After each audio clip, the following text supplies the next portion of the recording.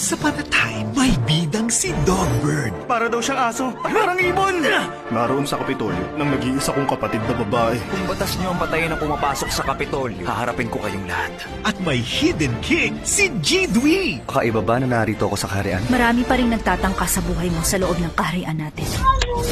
Nakita niya mukha mo kamahalan. Kailangan ba siyang patayin? Utos siya ng mahal na reyna. Kailangan malaman ko ang dahilan kung bakit siya pinatay. Pagbabayarin ko silang lahat sa ginawa nila! Magpapanggap siya bilang ang best friend niyang si Sumwu Hindi pa sana siya patay ngayon. Gusto kong isipin ni Aaron, ikaw talagang totoong kapatid niya. na kapatid ni Aro. Ang mga mata mo at ang bibig, walang pagkakahawig sa akin. Pagtatagpuin sila sa pagsali nila sa grupo ng warriors, ang Huarang. Iaalay ng mga mandirigmong ito ang buhay nila para sa mga mamamayan.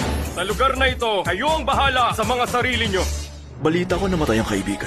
Nakita ba niya ang mukha ng hari? Hindi ko mapapatawad. Alas, Hindi ko alam kung anong iniisip ng mga tao, pero naaawa ako sa hari niyo na walang mukha. Kung hindi niyo ibibigay sa akin ng tron, hindi rin ako magiging hari.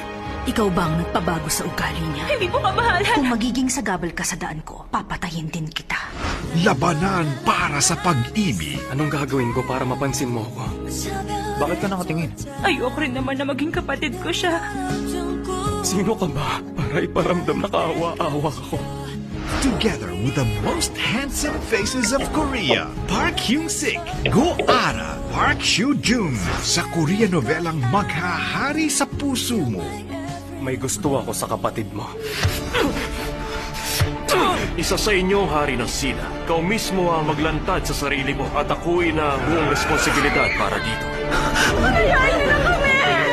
Kung isa nga sa inyo ang hari, aminin mong ikaw ang hari.